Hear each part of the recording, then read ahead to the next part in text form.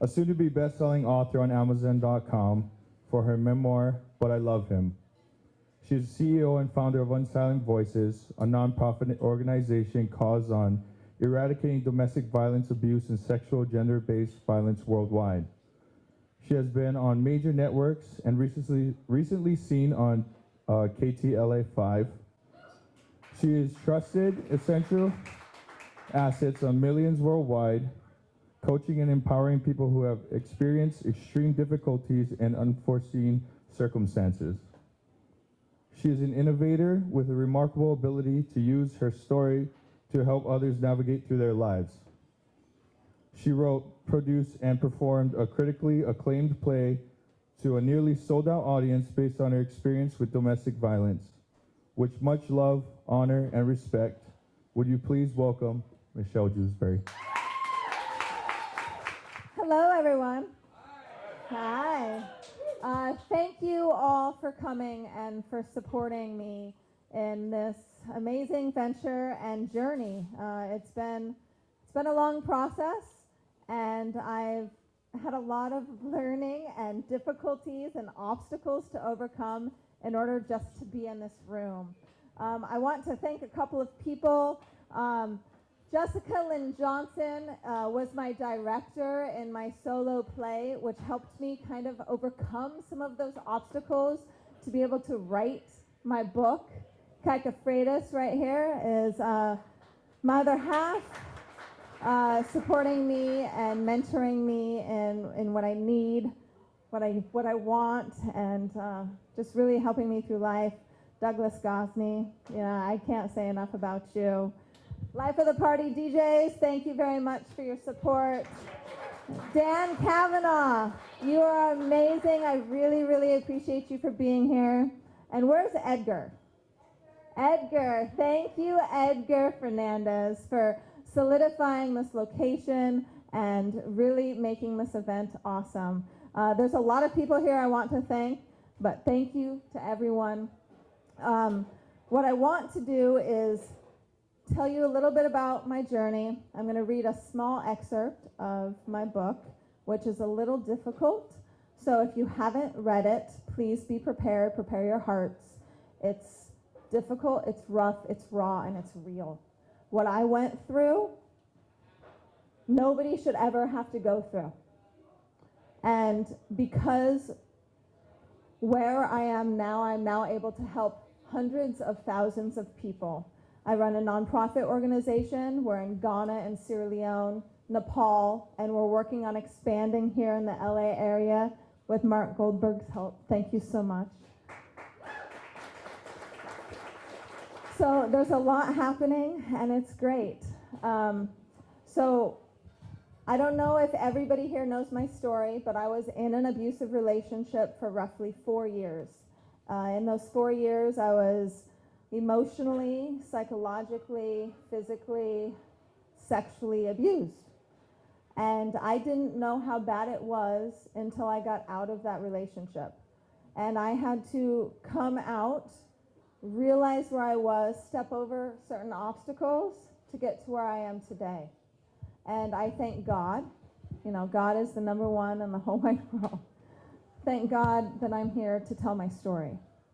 So what I'm going to do is I'm going to tell my story. I'm going to give you guys a couple paragraphs from my introduction as I reposition myself on top of an overpriced white goose down comforter in a swanky hotel room coughing up blood. I thought to myself that I wanted to die. How on earth did I allow myself to get into this situation again? How was he able to convince me that the former beating was a misunderstanding, an error in judgment, that he had changed and that he would never hurt me again? All the promises and the I love yous did not prepare me for the brutality of this beating. How did I love someone who physically and emotionally abused me? How did I love someone who got triggered by the smallest infraction, then transformed into a ferocious, violent monster with the capability to kill me?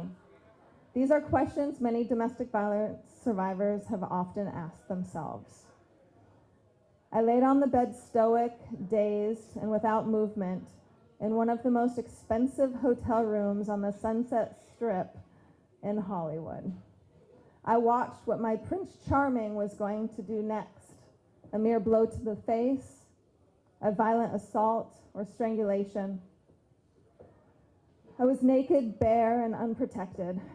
He wouldn't let me get dressed. He figured that if I was naked, then I wouldn't try to escape. I wouldn't run because I had no clothes on. He came at me again, and I tried to breathe while feeling the constrictive force of his strong, masculine hands around my throat. I hurt, my body hurt, and I just wanted him to stop. I'm not going to read the rest because you guys got to buy the book. But it was an emotional ride for 4 years, and I'm now out of it.